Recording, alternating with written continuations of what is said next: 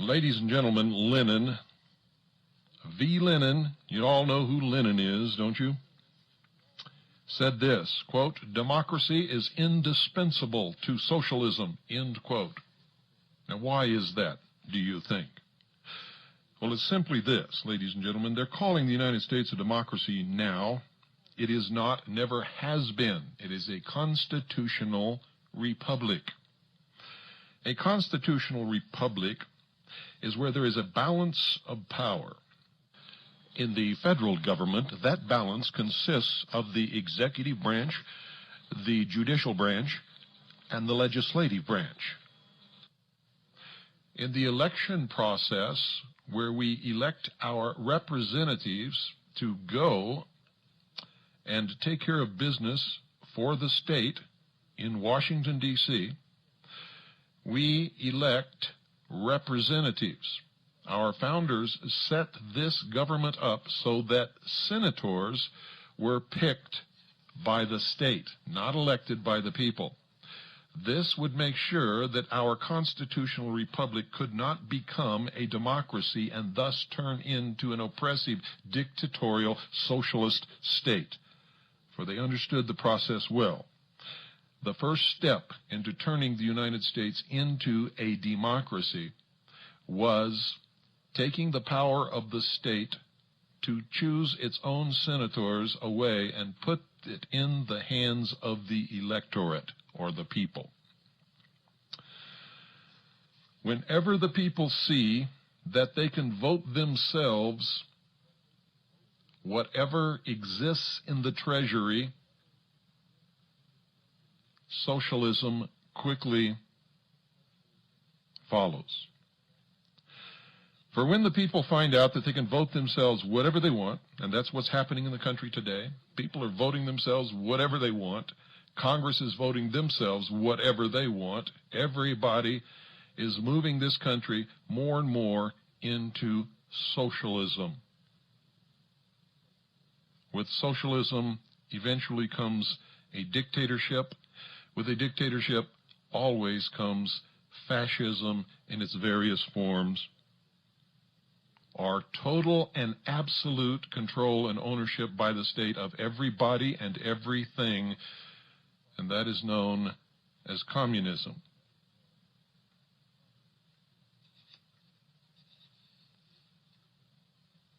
Freedom disappears, ladies and gentlemen, when people become dependent upon the state, or upon a dictator, or upon a king, or a lord, or an emperor, or a baron, or a duke or duchess, for their very existence, for their job, for their clothing, for their food.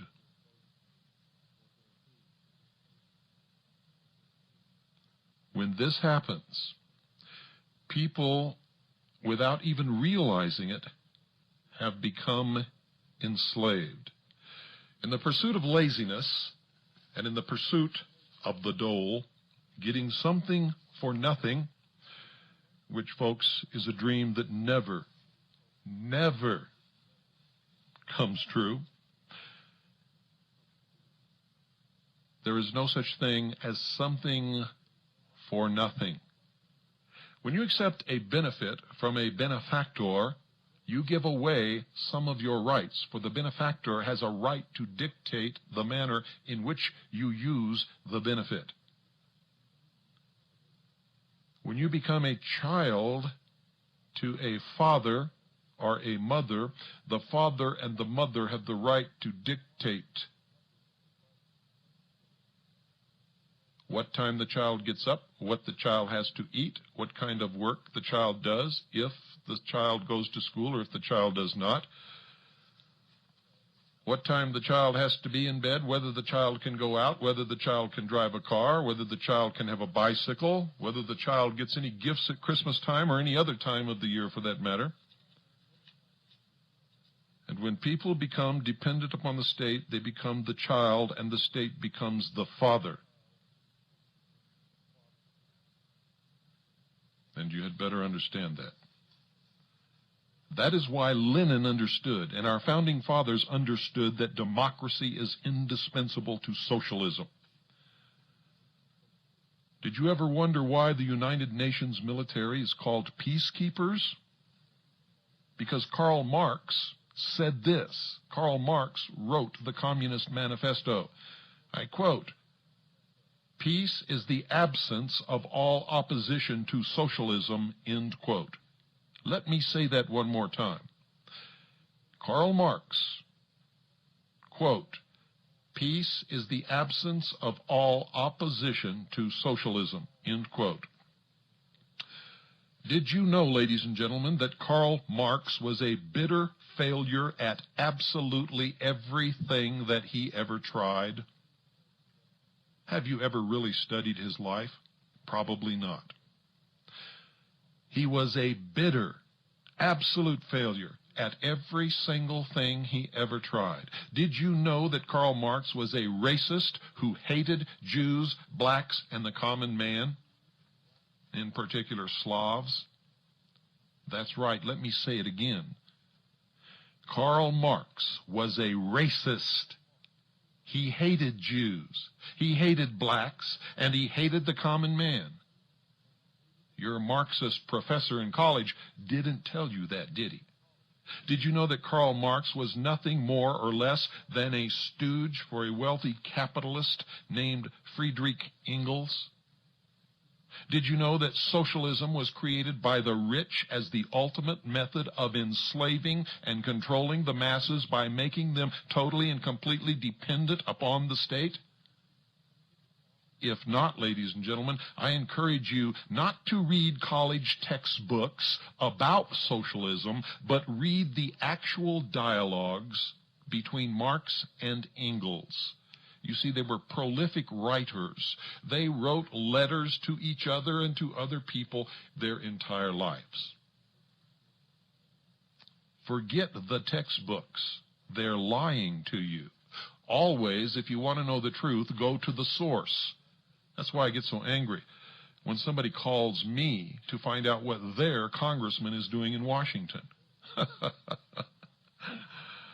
Read the dialogues between Marx and Engels, and you will find it all laid out clearly for anyone to see. Even the sheeple will understand it. Of course, it's dry reading, and it takes a lot of time, and it's boring to wade through all of that crap, because that's what most of it is, absolute, total crap. But if you want to find the truth, you've got to do that. Those who have been teaching you the lie about socialism know that you won't, in most cases, ever even attempt it. Of course, before you start, I must tell you that you must have a brain and some rudimentary intelligence, something that most socialists apparently lack. For instance, let me take one little common big lie that the socialists have foisted upon the American people, and they have swallowed hook, line, and sinker. You see, the concept of right versus left. With the socialist given that the left extreme is communism, which is good somehow, left liberal, communism, socialism is good, and the right extreme is Nazi, bad. This has happened through repeated connection of Nazi with right, and not any basis in fact whatsoever. It is a deception of the greatest magnitude, for Nazi is not right, never was right, and can never be right, pun absolutely intended. You see, ladies and gentlemen, any scale must measure two extremes, or it's not a scale. In effect, heavy versus light, white versus black, light versus darkness, fat versus thin, and etc. You see, the concept that a scale measuring left versus right has at its two extremes elements of total control and oppression is absolutely ludicrous, and is one of the biggest lies that has ever been foisted upon this world. The truth, ladies and gentlemen, The truth is that the scale measures at the extreme left the total control and ownership of everything and everyone by the state. This is called communism. Versus, at the right extreme, the absence of any control of anything or anyone by anybody, which is called anarchy. Between these two extremes are all the other forms of government and/or control or absence of control. Somewhere near the middle is our constitutional republic. Didn't you ever wonder, ladies and gentlemen, how the socialist big lie made anarchists absolutely disappear from the equation? On the left was total control of communism. On the right was the total control of fascism under Nazis. What was anarchy supposed to be in the middle? Where our constitutional republic actually sits? Didn't you ever wonder about that? Or do you ever wonder about anything anymore? Have you been so conditioned, so brainwashed, that you just accept whatever comes across the big eye, the propaganda machine of Big Brother in your living room? You see, Nazi could never be on the right. If on the left is socialism and communism, Nazi cannot, absolutely cannot, could never be on the right. For Nazi is simply gutter slang, ladies and gentlemen, for National Socialism. Nazi originated from the German National Socialist Workers' Party. You see, Hitler was a socialist. Hitler nationalized almost everything. He had social programs for everyone and every circumstance. Hitler was engaged in a program of social engineering never before attempted by anyone or any government in the history of the world. Hitler repeatedly made reference to a, quote, new order, end quote, and a, quote, new order of the world, end quote. You see, folks, the so-called New Age movement is nothing new. It actually originated in Nazi Germany, and most of what is extant now as New Age was, in fact, in vogue then. Communism is also a manifestation of socialism. Nazis can only exist on the left just above communism, which, by the way, exhibits more facets of fascism than the Nazis ever did. Murdered more people than the Nazis ever did. But that does not excuse what the Nazis did, don't get me wrong. What I am trying to do is show you the truth and expose the big lie under which you have been living for so many years. For all of these lies, taken together, are forcing you down on your knees, are propelling you over the cliff toward a death in a world of socialism where you will be enslaved in a cashless system of debt, chained to a computer forever, where ownership of private property is forbidden, and where the school in the community will be merged with the mental health center, and you will be required to attend from birth to grave. Another socialist lie is that fascism is an expression of the right.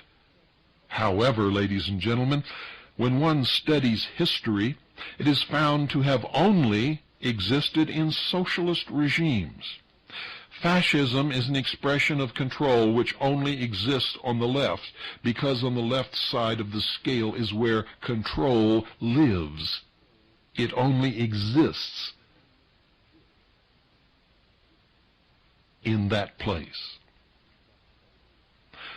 Although communists and socialists will vehemently deny it, fascism only reaches its full potential in a communist system of government where literally everything is owned and controlled by the state, and the only thing that matters is the welfare of the state.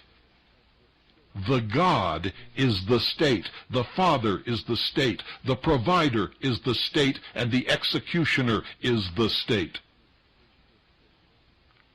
If you don't believe it, get out your dictionary. The Webster's Encyclopedic Unabridged Dictionary of the English Language defines fascism as, and I quote verbatim, one, period, sometimes capitalized, a governmental system led by a dictator having complete power, forcibly suppressing opposition and criticism, regimenting all industry, commerce, etc., and emphasizing an aggressive nationalism and often, but not always, racism.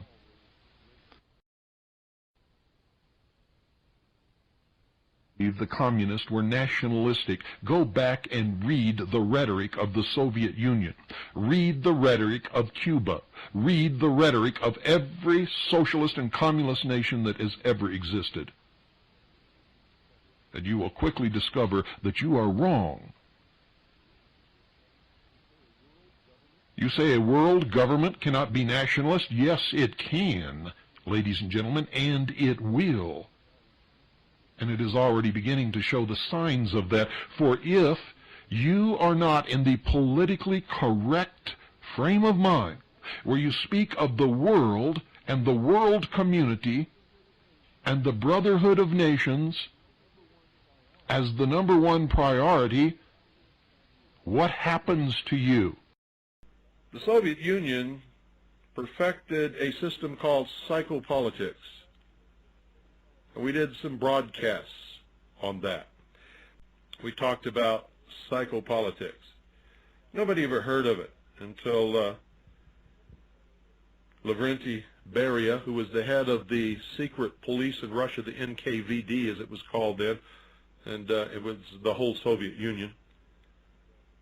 Beria was probably one of the most feared men on the face of this earth, and is probably responsible for more murders than probably any other man or woman who have ever lived in the history of the world. Unbelievably evil man. Well,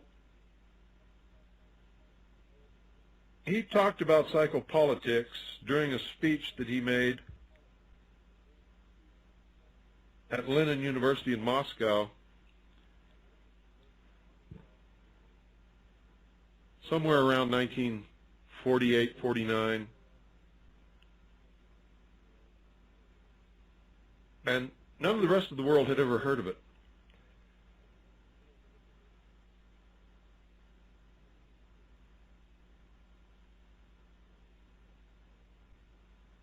What the whole gist of it was to turn everything upside down. Make things that had traditionally been accepted in our culture and in our society as the very best things seem to be the very worst. To use our own laws and our own Constitution and our own courts against us, which has certainly been done quite a bit, through interpretation and twisting of the meaning, through the changing of the meaning of words, through the demonization, and then as one gets in a position where they can hire others below them, they do so. When they get on a commission or a panel that's responsible for choosing people to do things, they make sure that socialists are chosen. And over a long period of time, what happens is they take over a country, and they change the meaning of words, and they change what is accepted and what is not. They demonize that which is detrimental to their cause, and they boost up and elevate that which helps their cause. They destroy morals and ethics. They destroy the minds of the young. They destroy the education system. They take over publishing and entertainment industries and begin a full-scale assault upon the population using psychopolitics.